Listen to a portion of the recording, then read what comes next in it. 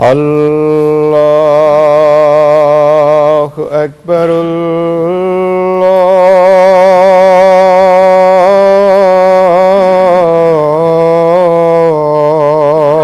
الله أكبر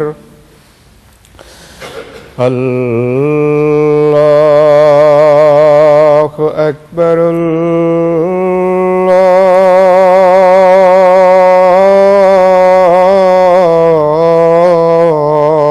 الله أكبر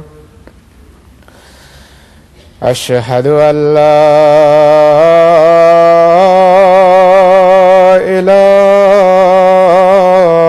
إله إلا الله أشهد أن لا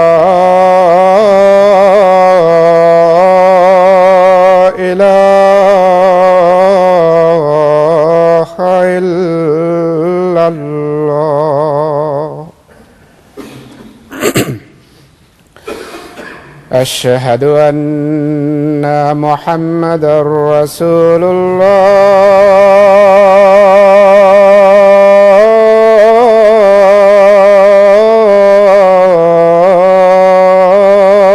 الله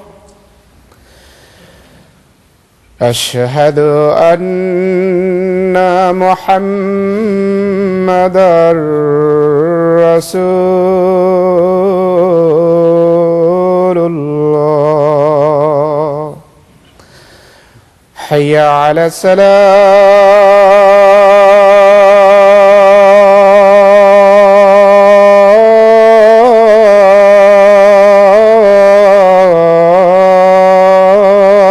الصلاة حي على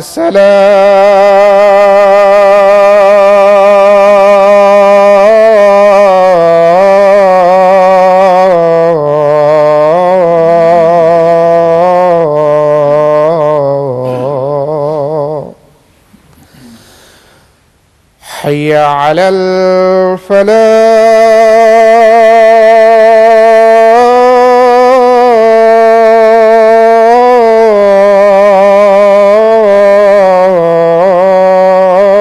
الفلاح حي على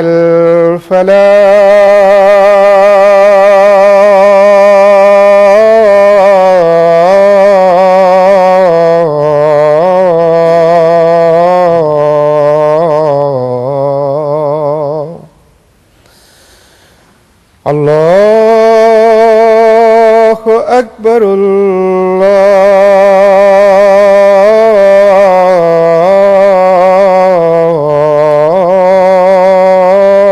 الله أكبر لا إله إلا الله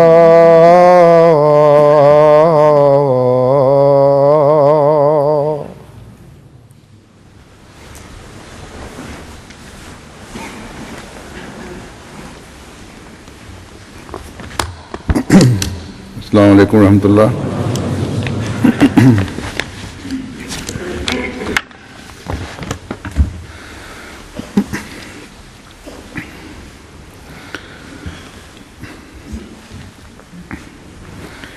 अशहदु अल्ला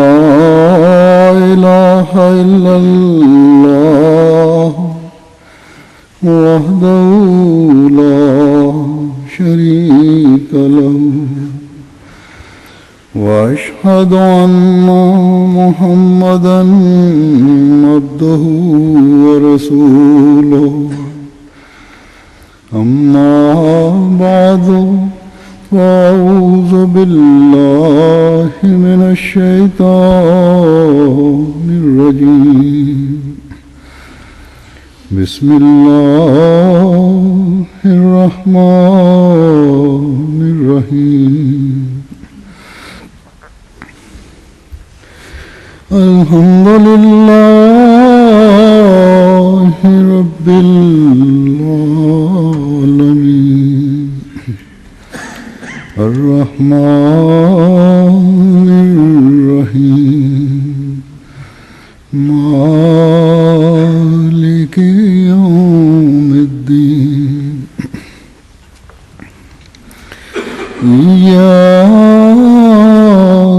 نعبد وإياك نستعين اهدنا الصراط المستقيم صراط الذين أنعمت عليهم غير المغضوب عليهم ولا الضالين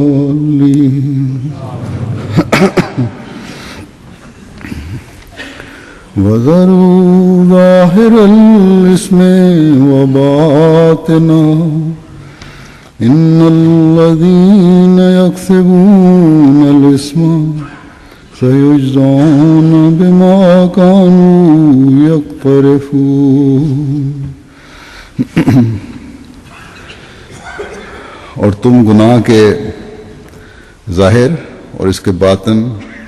دونوں کو ترک کر دو، یقیناً وہ لوگ جو گناہ کماتے ہیں وہ ضرور اس کی جزا دیے جائیں گے جو برے کام وہ کرتے تھے۔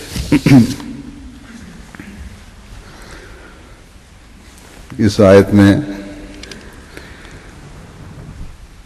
اسم کا لفظ 2 مرتبہ استعمال ہوا ہے۔ اسم کے لغوی معنی ہیں گناہ یا جرم یا کسی بھی قسم کی غلطی یا حدود کو توڑنا یا ایسا عمل جو نافرمانی کرواتے ہوئے سزا کا مستحق بنائے، یا ایسا عمل یا سوچ جو کسی کو نیکیاں بجا لانے سے روکے رکھے، یا کوئی بھی غیر قانونی حرکت۔ ذنب بھی ایک لفظ ہے، اس کا معنی بھی گناہ ہے، لیکن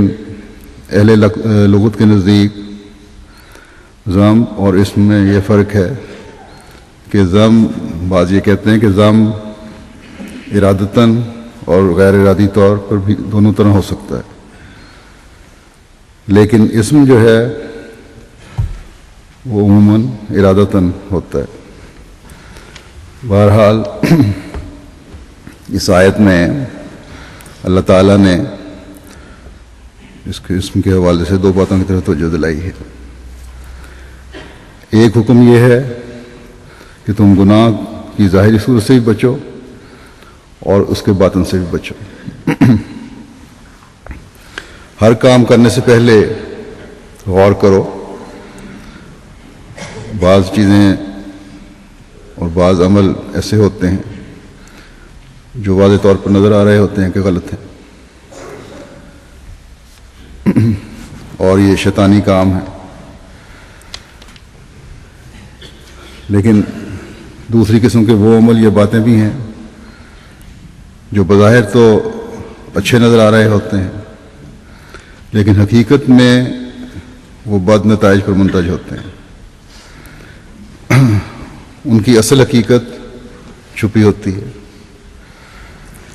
شیطان کہتا ہے کہ یہ کام کر لو، کوئی ایسا بڑا گناہ نہیں،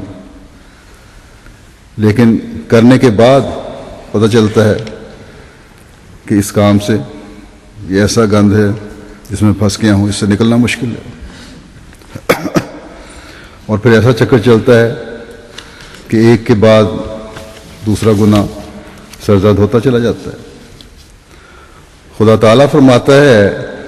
کہ تقویٰ پر چلنے والے کا کام ہے کہ ظاہر برائیاں جو ہیں ان پر بھی نظر رکھے، اور باطن اور حقیقی برائیاں جو ہیں جن کے بد نتائج نکل سکتے ہیں ان پر بھی نظر رکھے۔ ہر کام کرنے سے پہلے خدا تعالیٰ سے مدد چاہیے کہ اللہ تعالیٰ اس کے شر سے بچائے، جو بھی اس کام میں شر ہے اس سے بچائے۔ صرف ظاہری حسن دیکھ کر اللہ تعالیٰ فرماتا ہے کہ کسی کام پر کرنے پر تیار نہ ہو جاؤ، اس پر آمادہ نہ ہو جاؤ، کسی چیز کو دیکھ کر، اس کے حسن کو دیکھ کر اس میں مرنے نہ لگو، بلکہ جہاں شبہات کا امکان ہے وہاں اچھی طرح چھان پٹک کر لو، اور ہر کام کرنے سے پہلے اللہ تعالیٰ سے رہنمائی اور مدد چاہو. اس سے کام میں ایک تو برکت پڑتی ہے اور برائیوں میں ڈوبنے سے یا برائیوں کے بد اثرات سے انسان بچتا ہے.